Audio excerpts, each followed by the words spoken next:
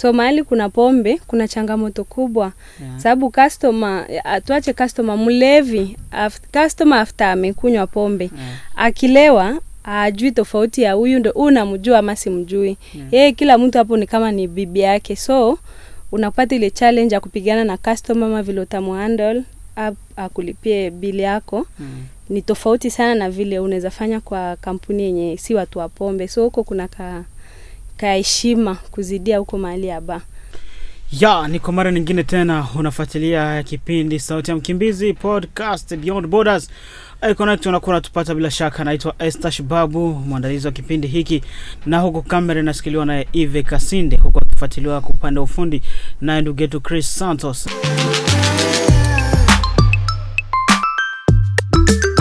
Na humu ndani ya studio tuko na dada yetu tena ambaye tutakuwa tunampokea.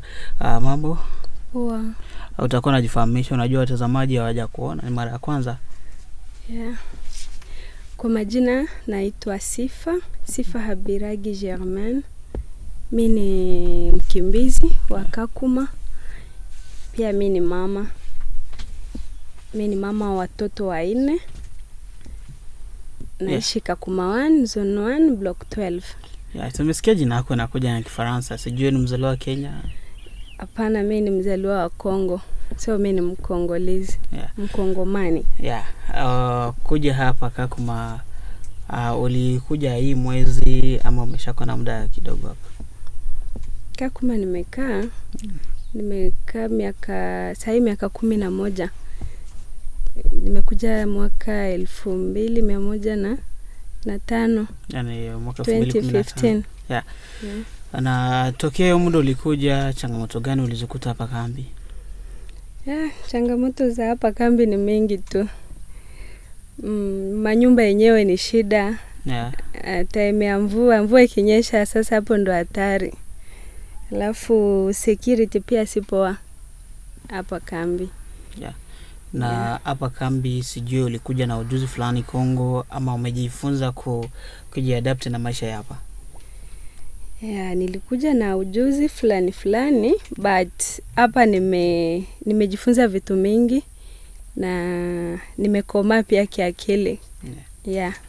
Ulisema wewe ni mama, sijui umeolewa hapa ama watoto umetoka na Kongo? Nimekuja na watoto. Nimekuja na wawili Kongo, alafu nimezaa hapa Kenya 2 tena. So ni hivyo. Na hapa kwa sasa unafanya nini? Kazi gani unafanya hapa? Sasa nafanya kazi ya natumika kwa hotel fulani ya hapa kambi. So natumika kama waiter. Hii kazi yako ya waiter ulianza huu mwezi ama huu mwaka? Hapana. Nimefanya na kampuni mingi. Yani kama kampuni 3. So naweza kuwa na experience ya miaka 3 nikifanya hiyo kazi. Na kwa gesi ulianza na leo unakuwa unaona mabadiliko gani kwa hiyo kazi? Mara ya kwanza ilikuwa ngumu kiasi. Sababu nilikuwa bado mgeni, unajifunza pia kupitia wenzako. Alafu unaona kuongozwa saa zingine, unaongozwa na mdogo kukuzidi hadi unaona ni kama nimeonewa. But sababu uko na lazima ya kufanya kazi, unangangana, but vile muda inaenda unapata pia umezoea hadi unakuwa na ujuzi. Inakuwa rahisi kuzidi mwanzo. Na kwa sasa unaonaje maendeleo yako yanaendeleaje? Ungali tu na hiyo uoga kama kitambo? Hapana, sasa naweza jita kuna vile wanaita yani umeshazoea tu. Yani sasa niko na ujuzi ya juu kwa hiyo kazi. Kama ndio unaendelea kufuatilia vitambo yetu, dada yetu anafanya kazi hiyo. Kama na wewe pia unaweza kuwa unashughulika na hiyo vitu, hii kipindi inakuwa na kuhusu vile support yako pia inaweza kuhusu hii kazi yake. Na kwa sasa unaona hiyo kazi inakuwa na malipo mazuri kama gisi ulikuwa unatarajia ama ndio imeshakuboa hivi? Hapana, si vile unatarajia. Ni ile tu sasa inabidi ujisimamie kwa vitu fulani. So inabidi ungangane. Na kwa sasa unajua watu wengi wanakuwa napenda wajiunge na kazi fulani hivi kama hiyo ya waiter. Unaweza kama mtoto wako, msichana wako, unaweza kumruhusu aende awe anafanya kazi kama na hizo? As long as ni kazi. na unaona beta kufanya kazi kuliko kukaa chini bure.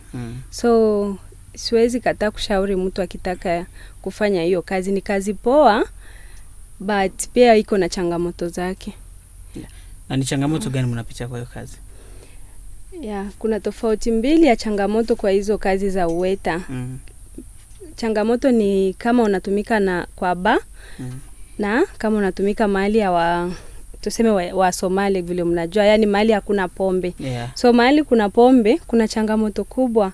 Sababu tuache customer mlevi, customer after amekunywa pombe, akilewa ajui tofauti ya huyu ndo unamjua ama simjui.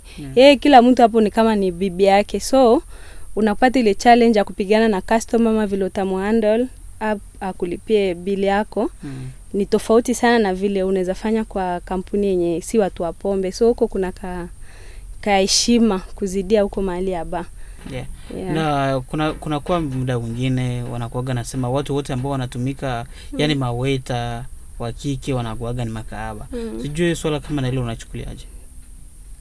Sasa ina depend na kila mtu. Sababu si lazima hata huwa wanawake tu mostly tunaitwa makahaba. So mtu akiniita kahaba sababu nimetumika kwa bar, kama mimi na roho yangu najua kitu yenye nimefuata hapo. Pia kwa kupitia tu naweza sema uweta ni kazi tu kama kazi zingine. As long as unajua kenye kilikubeba hapo. Mimi nilienda kazi, nipate pesa, nichunge familia yangu. So huyo mwenye atasema mimi ni kahaba because of my job, so hiyo ni business yake. Na ikitokea unapata pesa fulani, unaweza endelea na hiyo kazi ama unafanya nini? Hapana.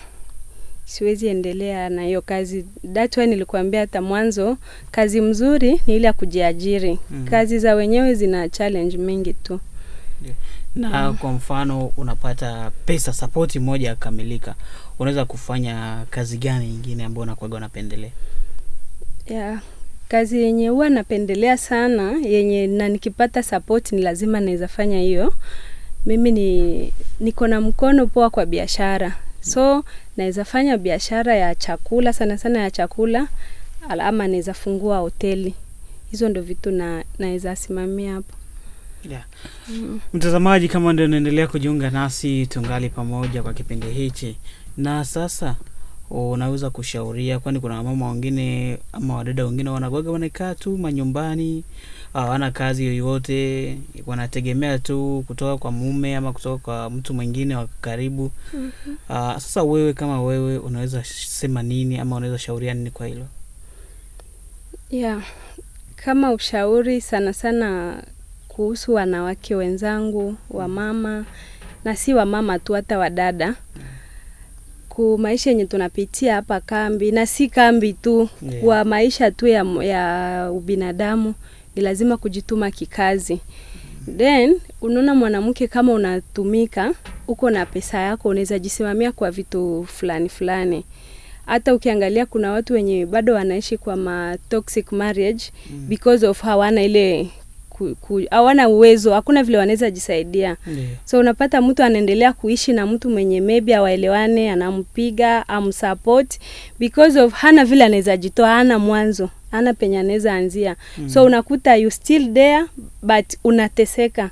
Lakini ukijituma kikazi si rahisi. So unakuwa na hiyo confidence ile ya kujua nafanya kazi, ni mtoto anaweza itisha kitu, niko na ile uwezo wa kumpea bila kuomba mtu.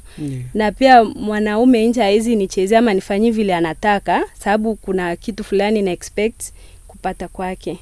So lazima tujitume kikazi. Tunashukuru sana kwa muda wako sikia leo. Haya, asante pia kwa kunikaribisha.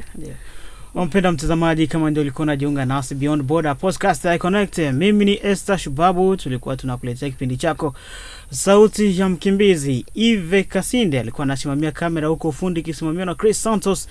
Tukutane kwa video zingine. Usikose kulike, kusubscribe, kucomment na kuweka vile vile maoni yako kwa kipindi hiki.